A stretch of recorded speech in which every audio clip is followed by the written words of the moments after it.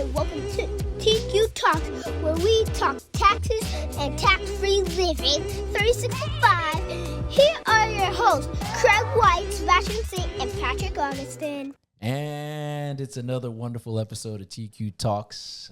We finally have the what is it? The band is back. The band got back is together. back, baby. Blues Brothers. Welcome back, guys. Welcome back. Thank you for joining us. This is Sebastian Singh. Of course, we have Mr. Craig White and Got your boy Pat. the world's famous. Lord help us. Yeah, listen. We apologize. Tax season is doing what it's supposed to do, taking its toll on us, and so we have just not been able to record. But we're going to try to get some stuff out, get you guys some information, and go from there. Yeah, we're gratefully busy. Yeah, exactly. Gratefully busy. Jumping into the topic, listen. The majority of our clients are small business owners all the way up to corps, right? C Corp, S Corp, blah, blah, blah, blah, blah. And one of the biggest things we see is the commingling of funds, which is never, ever good. So we're going to try to break what that is, break it down for you, explain ways for you to try to keep these things separate. Obviously, the importance of not doing that. It's all IRS purposes mostly. And that's about it. So we're trying to give you some information for those who are growing their businesses or who are actually established in business but are just doing things incorrectly. I'm not gonna say it's incorrect, right? Incorrectly. But the root of it is, and from my experience, is when somebody's starting a small business, you usually don't have that good of a credit. So commingling the funds is the thing to do. Right, okay. Because you don't have business credit, this, that, and the other. So I'm using my personal card and doing this. It just that's how it is for the first 4 or 5 years. Okay, so let's back up. So why don't we define? No, it's a good. I see where your brain was, and I like that. Could we at least define for those who are listening or watching or whatever it is, what commingling means and what that is? Bassie, you want to tackle that? So, yeah, sure. I'm going to jump off of what Pat just said. When you have a business and you're using the same account, credit card, funds, whatever it may be, to fund your business, whether it be, your expenses or things that it takes, supplies and other things it takes to run your business that you can't run without buying them, and you only have money that belongs to the personal side, right? So you may have one account or a couple credit cards. However, you're not established enough to have business credit cards individually or separately. So you buy gas for yourself and then you buy supplies for the business, all on the same account. That, to Pat's point, like when you're starting out or when you haven't been there yet, a lot of times that's what it takes to. It's not even that you haven't been there yet. You wasn't taught. Okay, good point. Because from my experience, I wasn't taught how to open up a business, how to run a business. I just learned as I went. Yeah, first gens too, right? That's it. Yeah. Even if you're familiar with business in another country, doing it in America may be different, totally different to you, depending on where you come from. But yeah, the commingling is just, mixing up those funds for personal and business use, which we try to push everybody not to do as best as we can. Yeah. And the big thing I take from my experience was that a banker told me this, Bank of America, funny enough. I went to get a loan. She said, never come to a bank for a loan when you don't have any money in your account. When I started the business, I had funds. Right. Those got depleted. So when I went to them for money, you don't have any money. How can I lend you money if you don't have any money?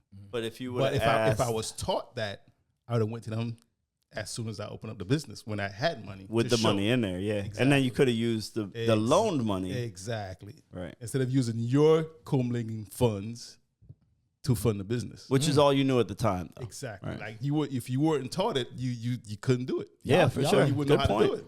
Hold on, I'm writing this. No, very good point. Because that's the root of it. Definitely where we come from, it's taught, hey, don't be asking nobody, how much money you got? Well, then that's what you have. Yeah. You use that to make more or to whatever until you get more, and then you supply it again.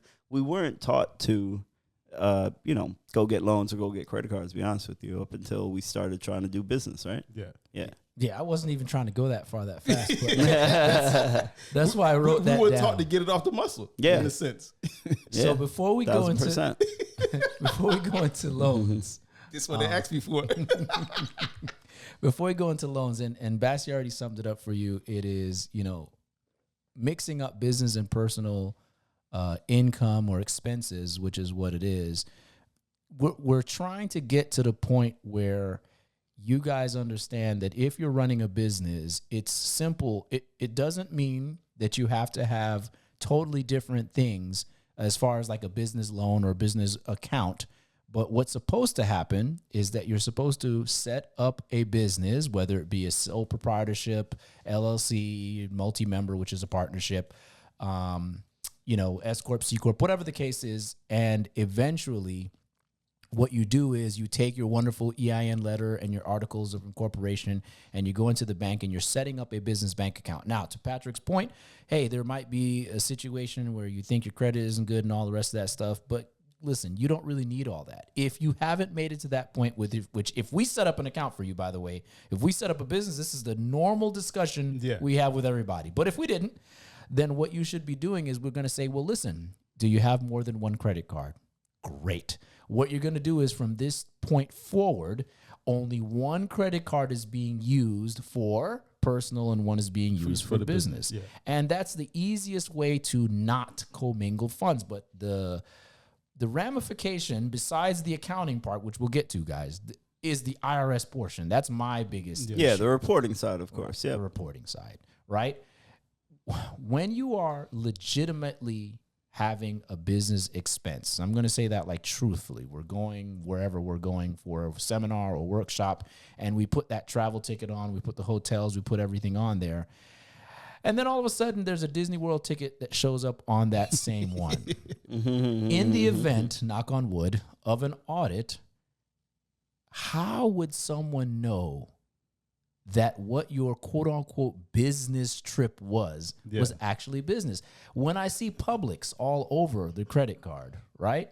It's hard. And that's the biggest problem. Yeah. Yeah. It's not that you're doing a bad job of recording. You're doing a bad job of establishing separation between your personal life and your business life. I don't want to knock on Publix. Publix may be needed to run your business. But keep that when you use your card at Publix for legitimate business expenses, use the business credit card. Correct. But yeah, to the same point, it gets very difficult if you see Publix but like all what year Craig long said earlier, though, on one card. If you separate, if you have more than one credit card and you just put one for you designate one just for the business, then that should solve the issue as far as what Craig just alluded to a while ago. Right, which charges are for the business and which are personal. Not, exactly. Or at least you have a legal leg to stand on. Yeah. Because ultimately I can go to Hooters. Is that even in existence? I can go to Tootsie's or whatever. They have Twin Peaks. What is that? A new Hooters. Oh. All right. Anyway. But the better one's in Durrell. But go ahead. For business purposes. For business purposes. We went for lunch. Is that what it is? Yeah, it's right near the airport, and I had to pick up a client. Lord. So at that point, though, right, that swipe might be business or might be personal. We're not going to get into the whole explaining how to write off food because that's another. I'm not doing that right now. But the point would be that if you're doing those Publix or Twin Peaks purchases for business, of course, and you put it on the card, at least you have the ability to try to say, hey, no, this is what I did at this place. But if everything is all mushed together, it's kind of hard. So, Pat, it doesn't matter, Sebastian, could you walk through? So once the business is set up, right, we set the person up, they're good to go. What's the normal thing that we yap to people about doing with the banking and everything else? I don't know if you guys have the same procedure that I walk through with people, or if you have a different, spiel of what you tell people to do. So most of my most recent clients, we're setting them up on Sunbiz, of course, getting the EIN for them, having them go in and set up a bank account. Now we're working with a bunch of people that's just online, so you don't even need to go in anymore. Yeah. And then putting your startup money in there. With that, for my younger clients who do not, to Pat's point, have like established credit or anything like that, the way that I'm guiding them on this side is, hey, if you have $2,000, go ahead and drop it in an account, get your secured credit card to start that going against that money, and then just keep that going until we could build up to the next step. There you go. Yeah, a lot of that is true, but when life starts lifing, yeah, it'll catch you.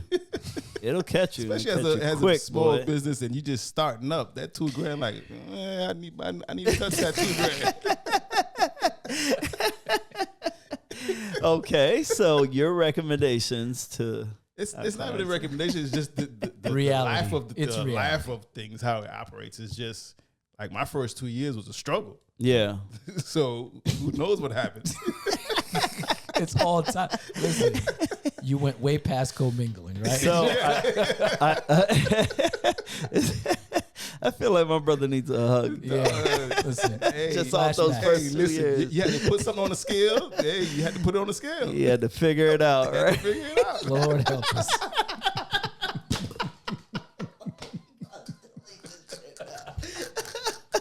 All right, so what I will. Hey, you getting the truth from me. Maybe we can And we're stop keep that. recording. We can edit it. So This is live. No, we not deleting this. This is live. No, No, that, listen, hold on. So you know what Liam says, this is how you rap. Right? And he's being serious because he thinks that's how rapping goes. By the way, he thinks he's the world's best rapper. he is. By the way, I've heard a couple of his bars. But with rappers nowadays, maybe it's different, right? But Patrick, based on what you just said, you could be like these. They be snitching. I shot this man. dead." That's true. You know, they tell the whole story. It's like, why would you? But that's creative No. artistry, and that's Hold not on, allowed let- in court. Let me define what I Thanks just said as to- far as putting something on the scale. Yeah, Like, please. Thanks to Young Fish. Thug, by the way. you've built a certain, I guess, or you've purchased certain items or whatever the case is, right? Assets, right? Let's Yep, call yep. it assets, right? If ish hits the fan, Yeah. you have your assets To sell. to sell. Yeah. So when I say putting on a scale, you sold one of your assets. Yeah. Can I use your chain as the example? Yeah. Listen, this is a great. So Pat came to my house. I don't know. This was a while ago. I was there. You were. Listen, but when he bought the chain, I was upset. I beat him in Uno that day. I was gonna tell you. For the audience members that don't, for y'all to understand. So Pat had a big. I don't know if it was a herringbone, No, it's a Cuban link. a Cuban link, whatever it was. Let him in. Oh, hold on. That's our We got. kid. Hold on. How you gonna tell the man? I said, don't knock. We're recording. Come on in. This is Liam who is interrupting our podcast. We'll talk now.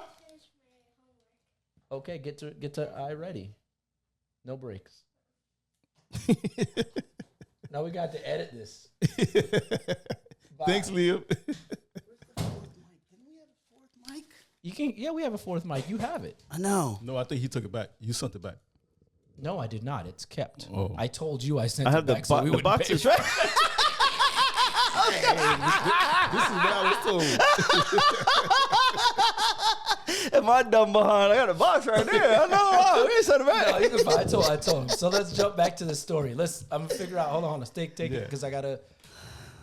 So to define what Pat was talking about, can I tell the story about the? Yeah. Okay. chain, so right? A The long Cuban time link, yeah. ago, yeah, it's Cuban link. I'm sorry, I don't know these things. Pat bought a chain, and it was big, and I was like, "What in God's name?" So Pat makes mysterious purchases all the time. If you guys don't know, I magically got a laptop one day. I magically got a new phone one day because he just thinks it's what's necessary, which is fine. So the chain, in my opinion, was a bad financial decision. What my business partner said to me was, "Hey, if things go bad, I have an asset. It's gold." Wouldn't you know, my boy Don said the same thing because he bought a chain. And both of you eventually sold those chains and made more money. Of course. And yeah. I was flabbergasted. I'm serious. I'm giving credit where credit's due. I thought, what do y'all both think? And both of y'all came up. I was like, so that's what he means by that. It's like, listen, sometimes you got to make decisions. You got to put it on a scale. You got to say, okay, well, I'm weighing my options is what the scale means for those people who are thinking other things. You're just weighing your options. And this is, you got to let it go. It is what it is. So yeah, if you're starting out and you don't have the ability to get 2 cards or 2 different bank accounts or whatever the case is, sometimes you got to make decisions. And It's what it's called taking 2 steps back. Yep. That's it. Yep. And also to give Pat credit, when he purchased the chain, he knew that he purchased it for under the going rate at the time. Yeah, so he already wow. got a little deal on it. Still And don't know. then it Yeah, but I also purchased that not just because I bought it because of what it was at the time. yeah. But I always had in the back of my mind that Yeah, it's worth this was X amount. the So plan, we're good to go. the exit plan of it. I'm not gonna keep it. Yeah. Yeah, That was it's the a chain. exit plan. It's right? a chain, yeah. Something to come and go. And not only that's its chain, it brings something else to it when you're wearing that chain. Yeah. So it's just, I'm not in that life. Right. Okay. I see that. It is Yep. what it was. Yep. That's true. So anyway, bottom line is, No, well, before we bottom line it, I will say though, Yeah. with all the accounting softwares, I don't want to big up anyone no, specifically. let's not do that. Yeah. But with Unless you all wanna the automation, sponsor with all the automation, AI, and all that stuff, it's becoming a lot more intuitive or better, even more than it has been on categorizing your charges. So if you are able to separate your accounts, or you are able to use one card specifically for business and the other for personal, it becomes even easier to just link it and find out how much you spent, how On much each came category, in, I agree. which are expensible and which are not, and do your thing. That's it. Yeah, I agree. I got emailed yesterday with literally 2 credit cards, and I don't want to say the names, but I believe Yeah. Chase had to be one of them. To be Yeah. honest with you, and it was like already broken down for That's me. it. Yeah, because they do it already. So Yeah, they always give you an end of year summary of what you spent your money on. Yeah, Right. which not all of them. That's the whole thing. This one's pretty good. Yeah. Now again, I don't know if I agree with the information, but right, of course. I mean, obviously you got to review it, but Yeah. it's there. Yeah. So at the end of the day, do not commingle. do not. If you have already started your business and you are commingling, stop. Yep. Get to a point. End of the month. Set a Right. point. You know what to do? Just come see TQ because we could guide you. And that's what I was. Because we have the experience. We've been doing this for 15 years. Just come see us. Give us a call. Call. I'm not guiding anything. Every time we do these guys volunteer. Listen, He will guide. That's $150 an hour. that's what part That's of this my podcast guidance. is. 2 hour minimum. Give us a call. We'll get you to correct. 800-413-1456. As always, thank you guys for joining us. Please follow us on all social media platforms. You can comment, like, share, and subscribe. Our name on everything is TQ Financial Services. Later, guys. There we go. Thank you for listening to TQ Talks. If you enjoyed this show, please rate and recommend on iTunes, SoundCloud, or wherever you get your podcasts. You can also get more information at tqfinancials.com.